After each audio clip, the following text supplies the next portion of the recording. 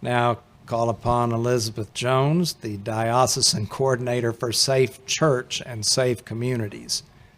A lot of hats.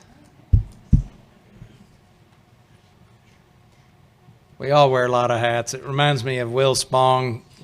Will Spong was our professor for pastoral care, pastoral theology, and one time he was giving a lecture to us, our class, and I don't remember what the presenting issue was or what popped up, but he said, y'all are all trying to be gourmets, and you're short order cooks.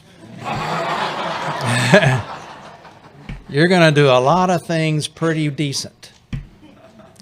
So let go of doing anything great, you know. I thought it was the best advice we got probably, but anyway, a lot of hats. She does everything great, though.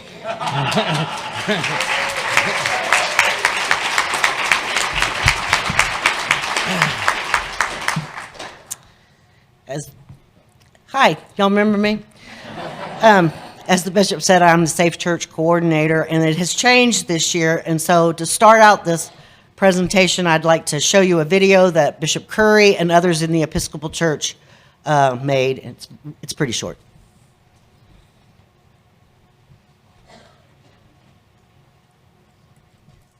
I'm scared to click the button. No, we're not voting. I don't know what button is it. I didn't bring my glasses this time. There we go. Turn it up.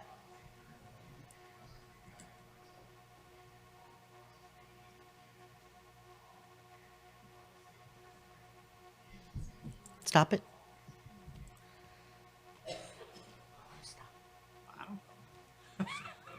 It's just not going through the PA. Oh.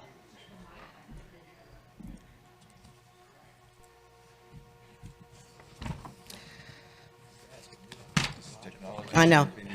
It's a really good video. And I urge you to go to Safe Church, Safe Communities on the Episcopal website, the National Church's website, and watch it. It's really good. And if he can get it fixed, then we'll run it at the end. And I hate these things. Oh, you're going to try it again? Okay. I don't know what, I just push buttons. You were laughing at us about voting. I know. Roger, you may have to come push buttons. It's not a remote. Which one is play?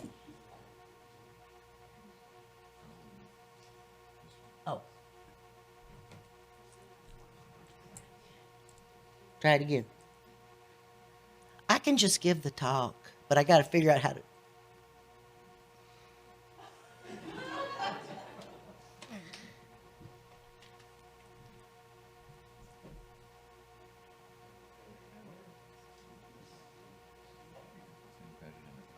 Mm-hmm.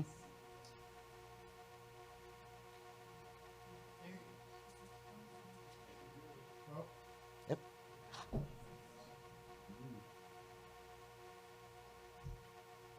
Now?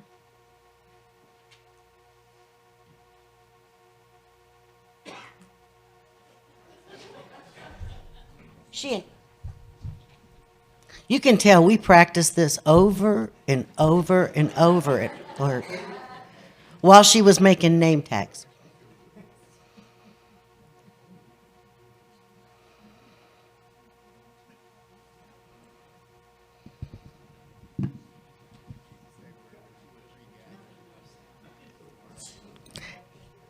Anybody read lips?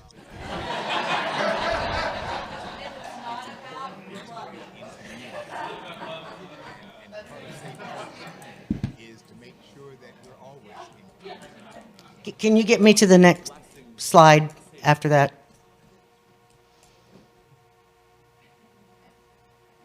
Go to the next one after the video. That's the one.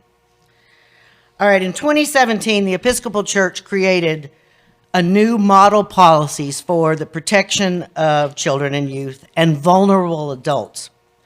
And in response to that, some new universal training was done. So y'all just have to look at me. So the diocese got the model policies from the Episcopal Church, and we have created our own new policies that the Executive Council approved at their August meeting. But each church is then urged to produce their own policies based on ours. Each church will be given a copy of ours, and it'll also come in an email later on this month from me. But you ask, why? Why do we have to change? I loved going to the Safe Church training and watching those videos. Well, those models were over 20 years old, those trainings. And I always laugh when I go do a in-person training. I say, the people that are in these videos have already gotten out of prison at this point. But also, 20 years ago, we were focused on sexual abuse of children, protection of children. That is still a very important thing. But new universal training includes a broad overview of issues like vulnerability, power, and healthy boundaries. And Universal Safe Church training equips all people to live out their baptismal covenant.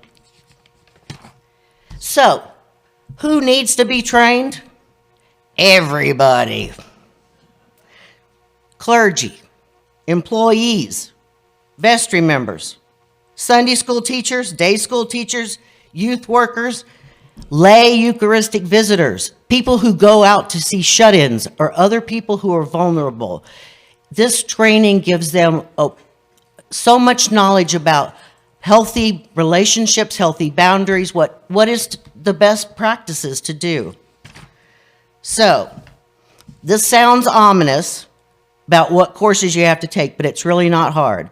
There's 9, but it takes a total of about 2.5 hours. And the courses include inclusion, healthy boundaries, organizational rules and policies, introduction and theological background. Why do we do this as a church? Power and relationships, pastoral relationships, bullying, abuse and neglect, and then mandated reporter. What do I do if I see something that I feel is wrong? Like I said, it takes about 2.5 hours to complete all of the modules. So you go, oh, great. So you're going to come and teach us how to do this, right? Nope. But the Episcopal Church has not created in-person training yet. They are writing the curriculum right now. But there is an online program through the Presidium Academy, and each learner logs in, creates a login, and they take all the courses, and then the information is automatically sent to me so that we can keep track of the churches. Each church has a unique code that they can give to those people that say, if you want to be under Emmanuel Episcopal, this is your code, and then your group is always in that, or all of your courses are in that group. So to make it a little easier, I prepared a packet for each church, and they're on that back table back there, and it's 2 copies of the policies and a listing of your codes, who has been trained, who is not, or the ones I know. And as you move into the new year and you get new vestry members, you elect or you hire Sunday school teachers, this is the time to do the Safe Church training. And all of your employees should be trained, all clergy. And I hate to tell you, clergy people here, y'all are all out of date. And this is being recorded. We were very lenient with everyone during the pandemic because we realized nobody was, out involved with person to person. And that was the least of our worries at that moment. But y'all need to be trained. I know of one that just recently did all her training. And then there's Leanne Wigner that did all of the trainings that were available. not the ones that we had to do. So if you go to our diocesan website, we have a tab at the top. It says, what do we do? One of the items says Safe Church. You click on that, it explains this whole presentation that I just gave you. And there's another little thing I'm going to mention. The policies are in English, and they're being translated into Spanish as we speak. They got lost in the mail. Where's Ricardo? He's been my translator, and he did mail them to me, but I haven't gotten them yet. So for those of you who are Spanish-speaking, those will be on our website also. So if you have any questions, feel free to contact me, but each church will be getting an email from me within the next month going into more detail about your particular church. So I needed to get through convention before I got that out. But I thank you, and I hope you all take the training.